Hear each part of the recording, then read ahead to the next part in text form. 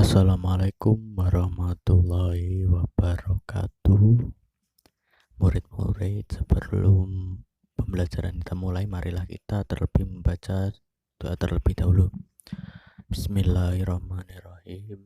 Rabbi zidni ilma warzuqni fahma waj'alni min ibadika sholihin. Amin. Amin ya rabbal alamin. Baik, langsung saja di sini saya akan menjelaskan kondisi alam negara-negara di dunia, yaitu pada kesempatan kali ini saya akan membahas negara Jepang. Nah, sebelumnya saya mau tanya sih, apa yang kalian ketahui tentang negara Jepang? Tentunya kalau kita lihat, negara Jepang itu merupakan salah satu negara yang bisa dikatakan itu salah satu negara industri yang produknya sudah merambah ke berbagai belahan dunia. Tentunya setiap hari kita pasti menjumpai kendaraan bermotor produksi negara Jepang yang lalu lalang di jalan-jalan kita sampai ke pelosok negeri. Nah, di manakah negara Jepang itu? Nah, tepatnya itu negara Jepang itu terletak di barat laut Samudra Pasifik. Nah, negara ini berbatasan dengan sebelah negara Korea Utara, Korea Selatan, dan Rusia. Di sebelah utara berbatasan dengan Laut Okhotsk. Nah, kemudian di sebelah timur dengan berbatasan dengan Samudra Pasifik, dan juga di sebelah selatan itu juga berbatasan dengan Laut Cina dan Filipina. Oke. Nah, secara otonomis. Nah, secara bentuk dan iklim, bentuk wilayah Jepang itu membujur dari utara sampai selatan.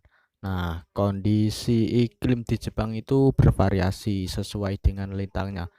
Dilihat dari suhunya pada musim dingin, suhu udara di Jepang itu antara kurang dari 7 derajat Celcius sampai dengan 7 derajat Celcius.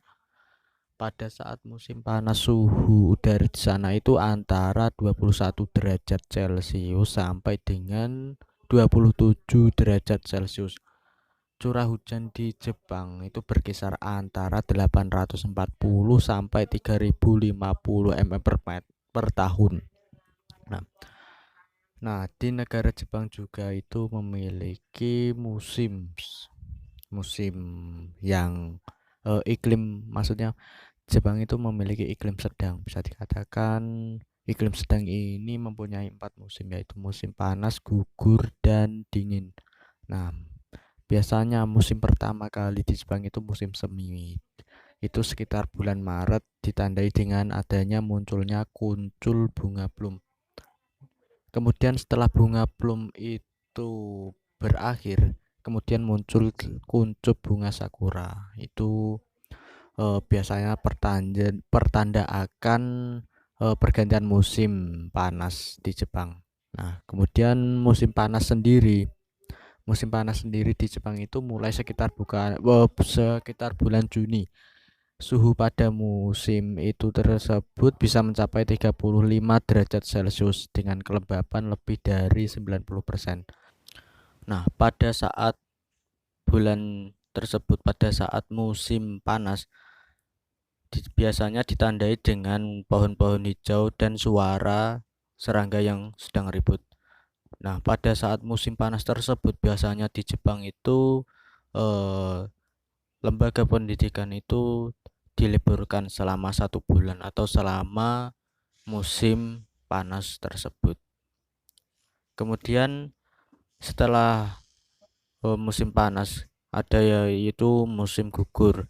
Sesuai dengan namanya, yaitu musim gugur di Jepang ini ditandai dengan adanya mulai gugur atau rontoknya daun-daun di pepohonan.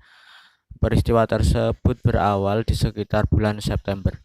Sejauh mata memandang, daun-daun dan tampak warna merah, orange, dan kuning. Banyak binatang yang mengumpulkan makanan untuk ditimbun sebagai persediaan dalam menghadapi musim dingin yang akan datang.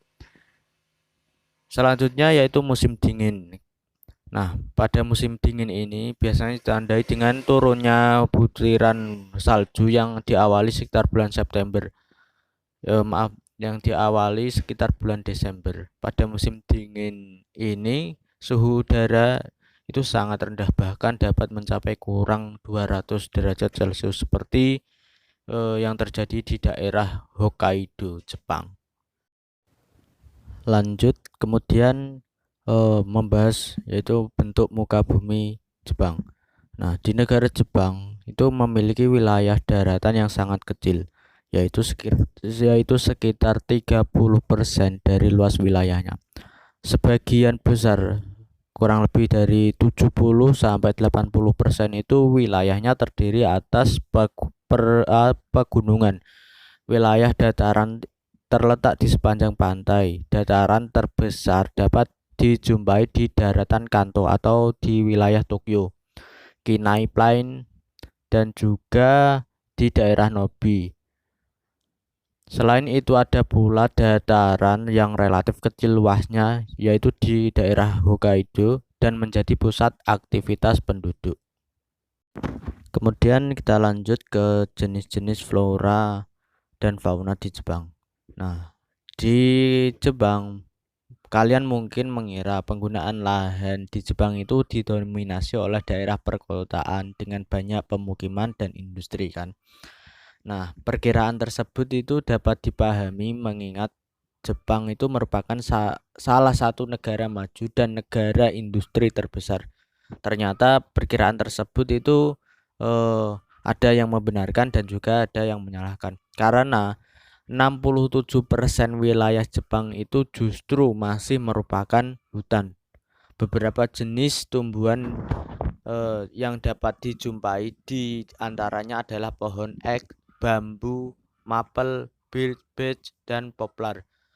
Sementara fauna yang dapat dijumpai di negara Jepang yaitu antara lain seperti babi hutan, monyet, serigala, dan rusa, dan lain sebagainya.